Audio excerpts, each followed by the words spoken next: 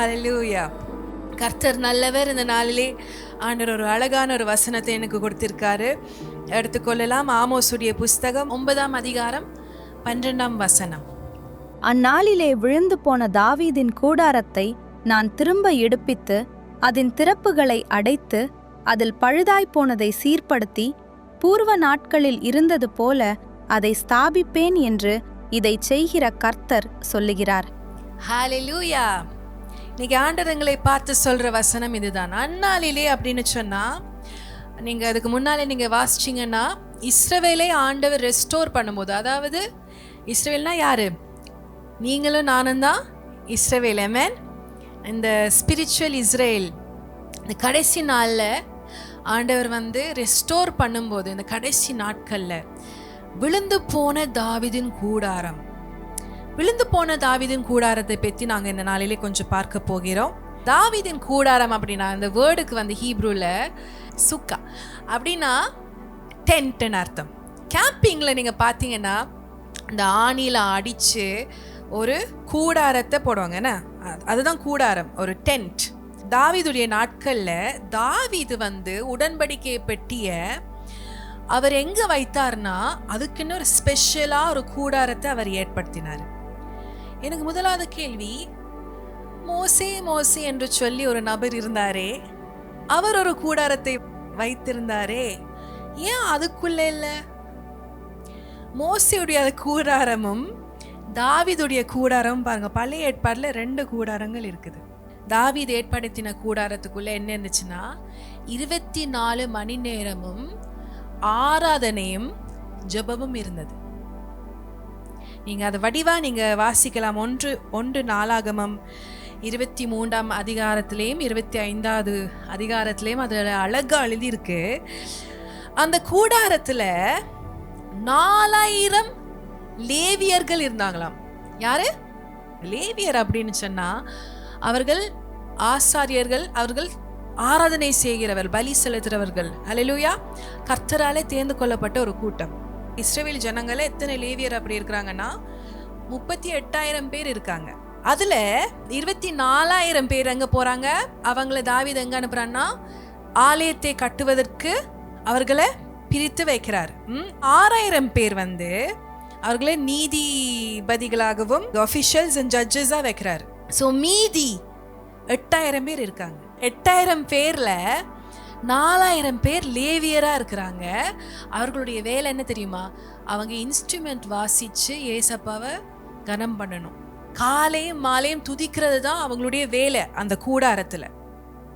அதுக்கப்புறம் பார்த்தீங்கன்னா அதுல 288 பேர் அவர்கள் ஸ்கில்ட் மியூசிஷியன்ஸ் அண்ட் சிங்கர்ஸ், பாட்டுக்காரர்களும் மியூசிக்ல பயங்கர நம்ம ஏஆர் ரஹ்மானை விட ஜாஸ்தி ஸ்கில் உள்ளவங்கெல்லாம் கர்த்தருடைய சமூகத்துல வாசிப்பதற்கு தாவீது ஏற்படுத்தியிருக்காரு. 288 பேர் அவர்களை லீடர்ஸா அப்பாயிண்ட் பண்ணியிருக்காரு.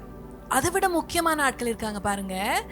இந்த கூடாரத்தை காத்து கொள்ளுவதற்கு 4,000 பேரை ஆண்டவர் வச்சிருக்காரு. கேட் கீப்பர்ஸ், அவங்க வாசலை காத்து கொள்றாங்க. உள்ள யாரு வர்றாங்க அதை காப்பாற்றுவதற்கு எக்ஸ்ட்ரா 4,000 பேர். இப்ப நினைச்சு பாருங்க எவ்வளவு பெரிய ஒரு கூடாரமா இருந்திருக்கும்னு. இந்த நம்ம ஹாலுக்குள்ள ஒரு 50 பேர் போட்டாலே அப்படி இருப்போம். நினைச்சு பாருங்க 4,000 பேர் இங்க போட்டா அப்படி இருக்கும். பாருங்க, இது தாவீதுடைய கூடாரமா இருந்தது. மிகவும் ஒரு முக்கியமான ஒரு விஷயம் என்னன்னா, இந்த தாவீதின் கூடாரத்துக்கு மோசேயின் கூடாரத்தை நாங்கள் இந்த நாளே கொஞ்சம் கம்பேர் பண்ண போறோம். மோசேயுடைய கூடாரத்தை பற்றி நீங்க கேள்விப்பட்டிருப்பீங்கல்ல, பார்த்துருப்பீங்க, பைபிள்ல படிச்சிருப்பீங்க. அதுல என்ன இருக்குன்னா என்ட்ரி இருக்கு முதலாவது. அதுக்கப்புறம் பரிசுத்த ஸ்தலம், அதுக்கப்புறம் ஒரு திரை இருக்குது. அந்த திரை பயங்கர திக்கா இருக்கு. அதுக்குள்ள மகா பரிசுத்த ஸ்தலம் நான் இருக்கு. அதுக்குள்ளதான் இந்த உடன்படிக்கை பெட்டி இருக்குல்ல, உடன்படிக்கை பெட்டிக்குள்ளதான் கர்த்தருடைய மகிமை இருந்தது. இன்னைக்கு நாங்க கர்த்தருடைய உடன்படிக்கை பெட்டியா இருக்கிறோம். ஆனா பழைய ஏற்பாட்டுல உடன்படிக்கை பெட்டிக்குள்ளதான் கர்த்தருடைய மகிமை இருந்தது. சோ பாருங்க, மோசேயுடைய நியாய பிரமாணம் அது எப்படிப்பட்டதுன்னா, நாம சாதாரண மனுஷர்கள் நம்ம உள்ள போனோம்னா நம்ம காலி. அதனால ஆண்டவர் என்ன பண்ணார்னா, ஒரு ஆசாரியர்களை ஏற்படுத்தினாரு. அவர்கள் தான் வருஷத்துக்கு ஒருக்கா, அதுவும் அவங்க ஒரு டைம் தான் போகலாம், வருஷத்துக்கு ஒருக்கா. ஸோ இந்த மாதிரி ஒரு கூடாரம் இருந்துச்சு. ஆனா பாருங்க, இந்த கூடாரத்தை விட்டு தாவீது தனக்கு ஒரு தனியா ஒரு கூடாரத்தை ஏற்படுத்தியிருக்காரு பாருங்க. அங்க ஏன் யாரும் சாகையில? இதுதான் ஆராதனையுடைய கிருபை. ஹல்லேலூயா. ஆராதனையின் மூலமாக ஏற்படுகிற கர்த்தருடைய கிருபை. நீங்க பாத்தீங்கன்னா பழைய ஏற்பாட்டுல யாரும் கர்த்தருடைய பிரசன்னம், அந்த உடன்படிக்கை பெட்டியை அவங்க தொட்டாலே அவங்க செத்துருவாங்க. அந்த உடன்படிக்கை பெட்டி இருக்கிற இடத்துல அவ்வளோ ஒரு மகிமையான ஒரு பயங்கரமான ஒரு உடன்படிக்கை பெட்டி.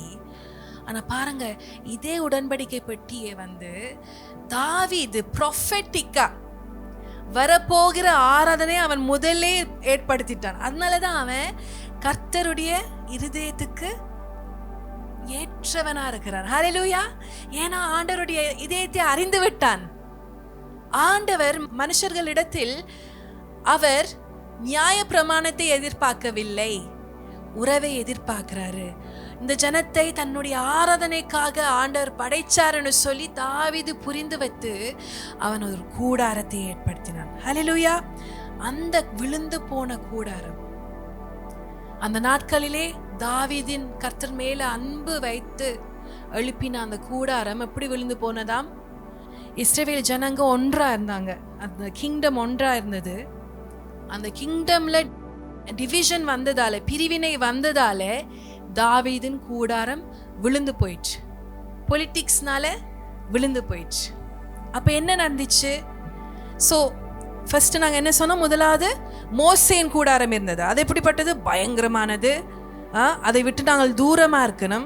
தேவனுடைய பிரசன்னத்தை ஒரு டைம் தான், அதுவும் ஆசாரியன் தான் பார்க்க முடியும்.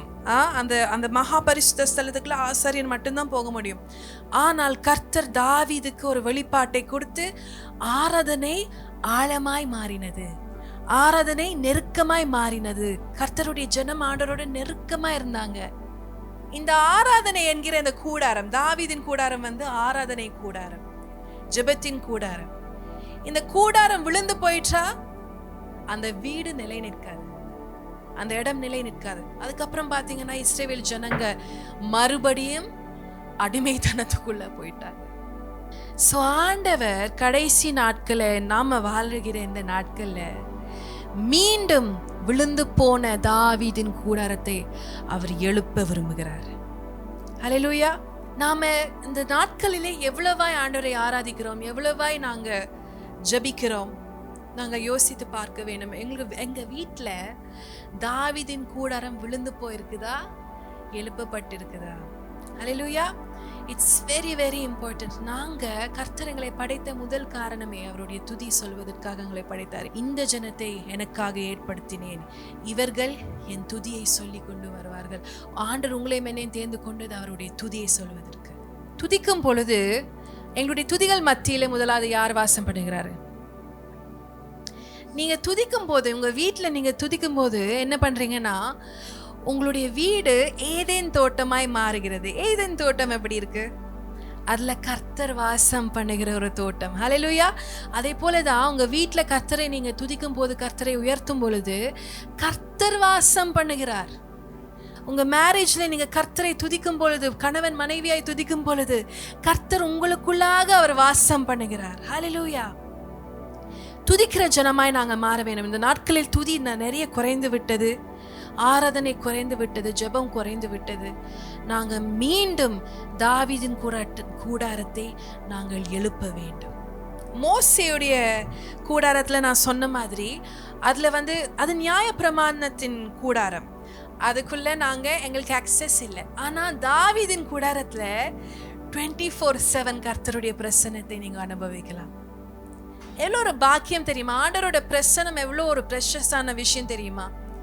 நான் எத்தனை முறை என்னுடைய வாழ்க்கையில நான் உடைந்திருக்கும் பொழுது, என்னுடைய வாழ்க்கையில நான் தோல்வி அடைந்திருக்கும் பொழுது நான் ஓடுவது கர்த்தருடைய பிரசன்னத்தை நாடி மட்டும்தான். அவருடைய பிரசன்னம் மாத்திரம்தான் எங்களை தேற்ற முடியும். அவருடைய பிரசன்னம் மாத்திரம்தான் எங்களை கட்ட முடியும். அவருடைய பிரசன்னம் மாத்திரம்தான் எங்களுக்கு வெற்றியை கொடுக்க முடியும். ஹல்லேலூயா. கர்த்தருடைய பிரசன்னம் இல்லாம வாழ்க்கையே இல்லைங்க. there is no life. தேவனுடைய பிரசன்னம் வேணும். உங்க வாழ்க்கையில உங்க குடும்பத்துல பிரச்சனை வருதா? தேவனுடைய பிரசன்னம் இல்லாம இருக்கிறதுனால தான் வருது.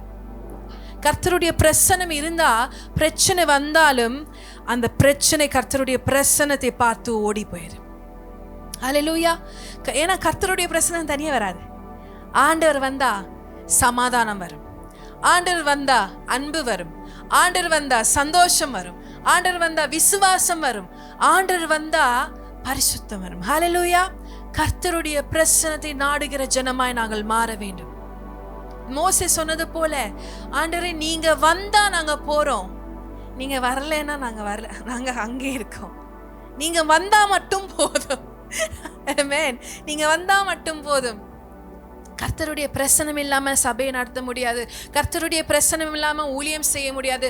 கர்த்தருடைய பிரசன்னம் இல்லாம ஒரு குடும்பத்தை நடத்த முடியாது. கர்த்தருடைய பிரசன்னம் இல்லாம நான் கடைக்கு கூட நான் போக மாட்டேன். ஆவியானவருடைய சத்தத்தை கேட்க வேண்டும். ஆவியிலே நாங்கள் நடக்க வேண்டும். கர்த்தருடைய பிரசன்னத்தை நாங்கள் நாட வேண்டும். நாங்கள் இந்த மாம்சத்துக்குரியவர்கள் கிடையாது. இந்த உலகத்தின் மாம்சத்தின் விஷயத்துக்குரியவர்கள் கிடையாது. ஆவிக்குரிய விஷயத்தை நாங்கள் நாட வேண்டும். ஹல்லேலூயா. சோ இந்த பிரசன்னத்துக்குள்ள எப்படி வாழுவதென்றால் துதிக்கும் பொழுது. ஹல்லேலூயா. தாவீது பண்ணினது போல அவன் என்ன பண்ணா? லேவியர்களை ஏற்படுத்தினா, ஆசாரியர்களை ஏற்படுத்தினா. அவங்க என்ன பண்ணாங்க?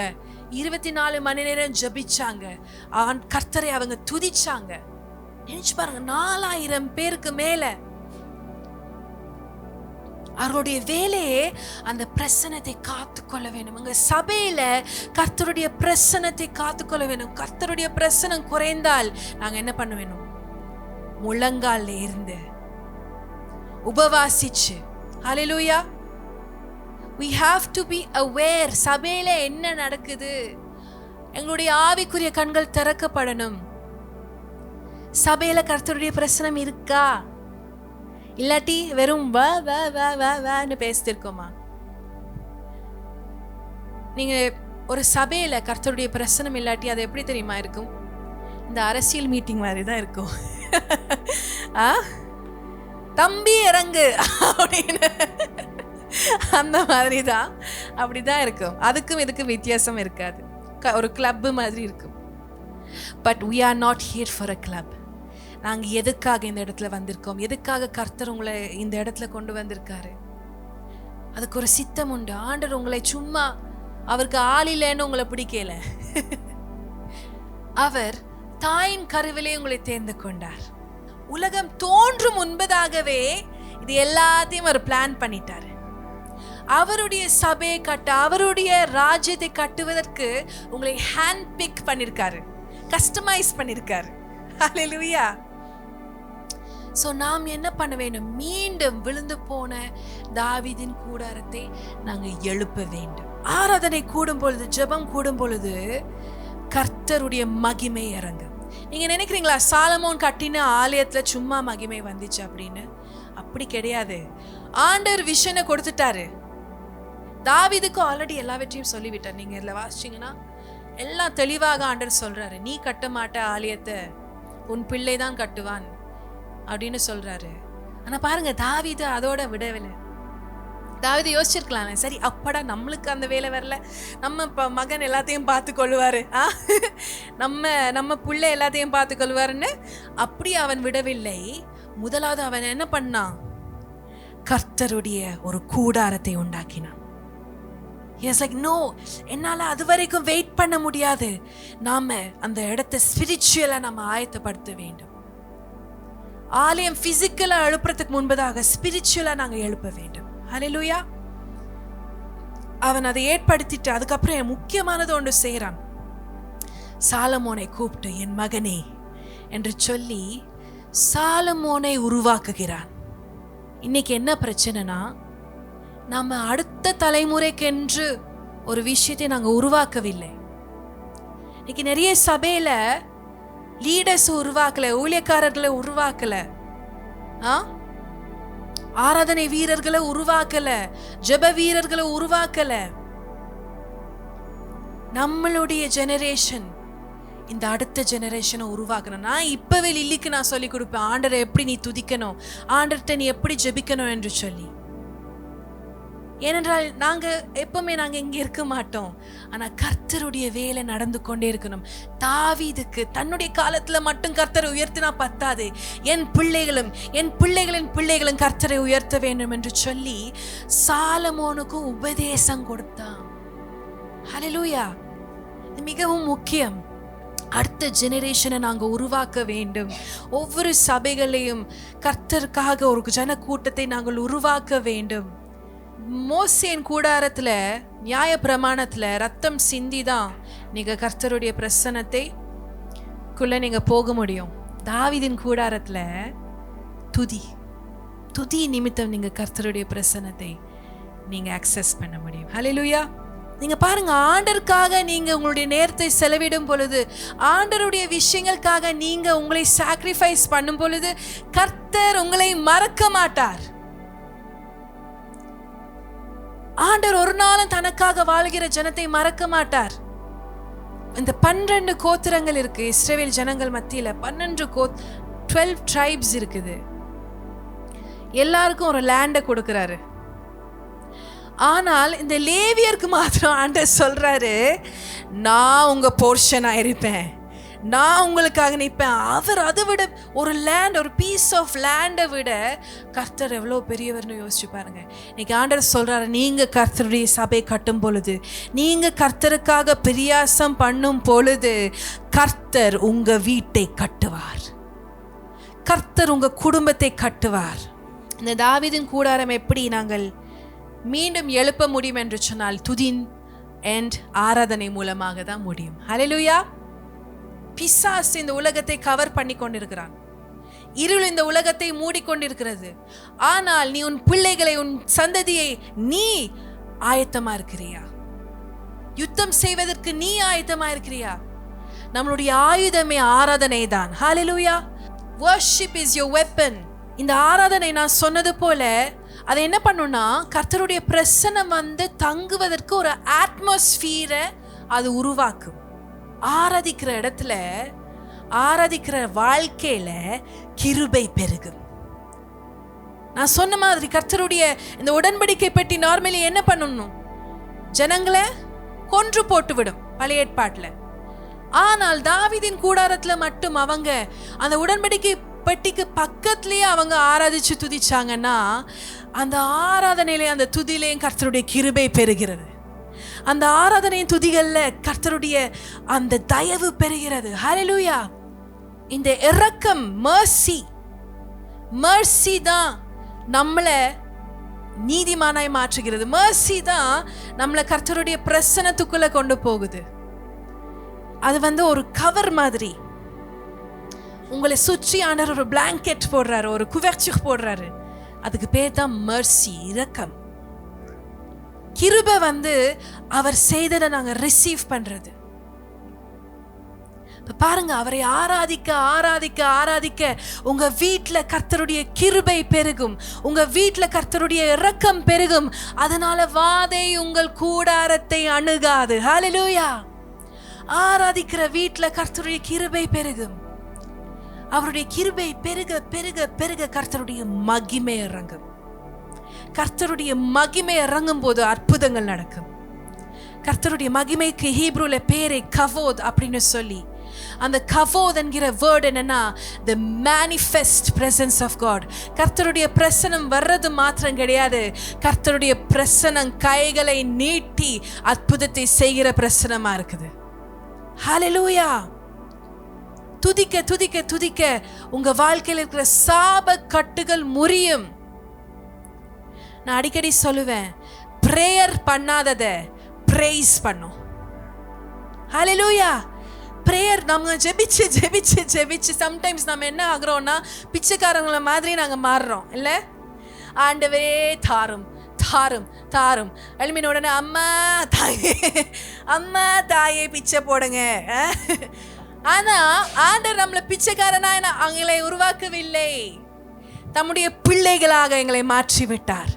நாங்கள் கர்த்தருடைய பிள்ளைகளா இருக்கிறதுனால காலையில எழும்பி என் அப்பாவுக்கு நான் நன்றி செலுத்தணும். ஹல்லேலூயா. என் அப்பாவை நான் உயர்த்த வேண்டும், அப்பாவை நான் போற்ற வேண்டும். அது போக என்ன அழகு தெரியுமா? ஆராதனையில என்ன அழகுன்னா, ஆராதிக்கிறவங்களுக்கு கர்த்தர் எப்பொழுதுமே தேவையை சந்திப்பார். நீங்க பாத்தீங்கன்னா ஆபிரகாம் கர்த்தரை ஆராதிக்க போறாரு. யாரோட? ஈசாக்கோட முதலாவது போறாரு. போன உடனே அவன் கீழ்ப்படுகிறான். முதலாவது கர்த்தருடைய வார்த்தைக்கு கத்தி எடுக்கிறான், கண்ணை மூடி அவன் போறான் வெட்டுறதுக்கு. போகும்போது ஒரு தூதன் அவனை தடுக்கிறான். அவன் பார்க்கறான், அங்க ஒரு ஆட்டுக்குட்டி நிக்குது. ஹல்லேலூயா. ஆராதிக்கிற பிள்ளைங்களுக்கு எப்பொழுதுமே கர்த்தர் தேவையை சந்திப்பார். எப்பொழுதுமே கர்த்தர் தேவையை சந்திப்பார். அவர் யெகோவா ஈரே. அங்கதான் அந்த நேம் வந்தது, யெகோவா ஈரே. என் தேவையை பார்த்து கொள்ளுவாரையா? என்னுடைய தேவை அவர் மாத்திரம்தான். அவர் என் தேவைகள் எல்லாவற்றையும் பார்த்து கொள்வார். ஹல்லேலூயா. அதனால நாம வேற எதுவும் செய்ய தேவையில்லை. அவரை ஆராதிக்கணும். ஆராதிங்க எப்பவுமே, அவரை துதிங்க எப்பவுமே.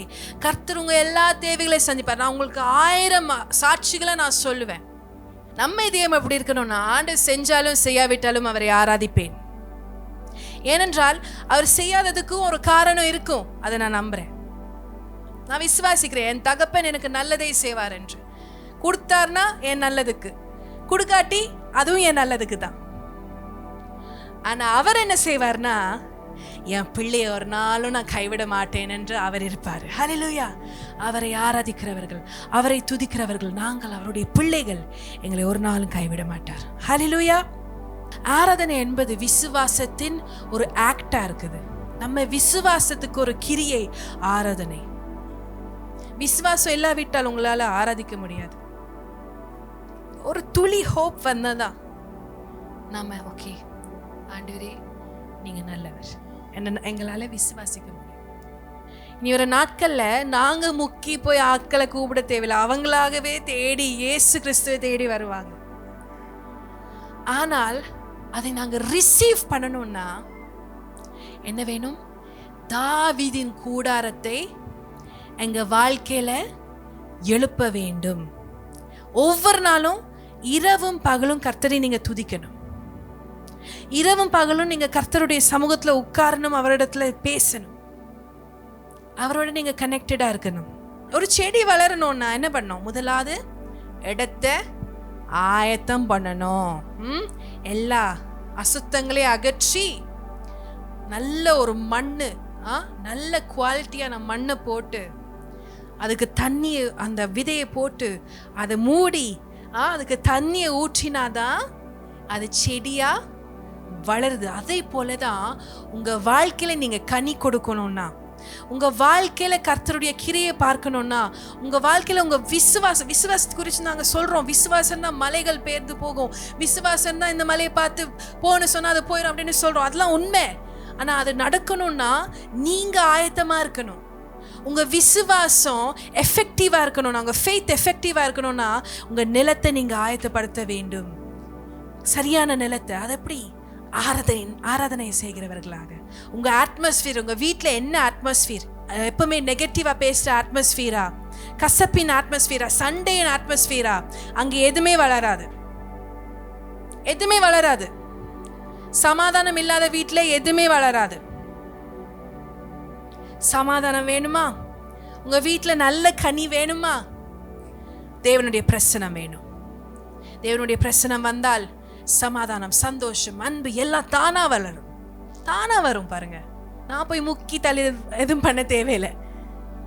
சில வீட்டில் நீங்க போய் பார்த்தீங்கன்னா கர்த்தருடைய பிரசனம் அப்படியே ஃபீல் பண்ண முடியும். அவ்வளோ ஒரு ஃப்ரீடமா இருக்கணும். வேற வீட்டில் போய் பாருங்க, அப்படி ஒரு அமுக்கமா இருக்கும்.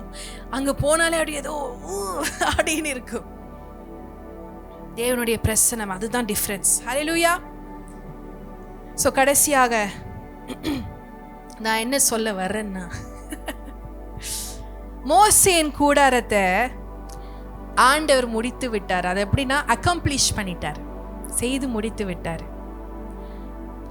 அவர் என்ன கூடாரத்தை இப்போ ஏற்படுத்தியிருக்காருன்னா தாவீதின் கூடாரத்தை. அந்த கூடாரத்தை தேடி தான் அவர் திரும்ப வருவார். அவர் மோசேயுடைய கூடாரத்தை அதுக்கப்புறம் மென்ஷன் பண்ணவே இல்லை. மோசேயுடைய கூடாரம் இயேசு கிறிஸ்து பண்ணின பலினால அதை நிறைவேறிச்சு. இப்ப தாவீதின் கூடாரம் தான் நீங்களும் நானும் நிறைவேற்றணும்.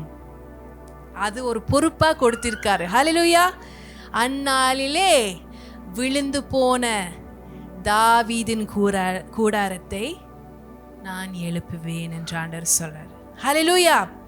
ஸோ நாங்கள் எப்படி மாற வேண்டும்? நான் இன்னைக்கு காலையில் நான் ஜெபிச்ச, ஆண்டவரே எங்கள் சபையில் இருக்கிற எல்லாரும் என்னையும் கூட சேர்த்து நான் சொன்னேன், எங்களுக்கு துதி நாவினால நிரப்புங்க, ஜெபத்தின் நாவினால நிரப்புங்க.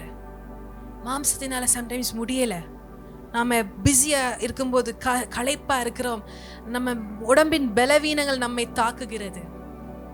ஆனால் கர்த்தர் அந்த ஆவினால அந்த அபிஷேகத்தினால் நிரப்பும் பொழுது எங்களால் அதை செய்ய முடியும். ஹல்லேலூயா. கர்த்தரை துதிக்க துதிக்க துதிக்க உங்கள் வாழ்க்கையில் அற்புதங்கள் நடக்கும், உங்கள் குடும்பத்தில் அற்புதம் நடக்கும். கர்த்தருடைய ராஜ்யம் இங்கே எஸ்டாப்ளிஷ் ஆகும். கர்த்தருடைய ராஜ்யம் எஸ்டாப்ளிஷ் ஆகும்போது பிசாசு ஓடுவான், ஜனங்க ரட்சிக்கப்படுவாங்க, கர்த்தருடைய வெளிச்சம் இருளை அகற்றி போடும். ஹல்லேலூயா.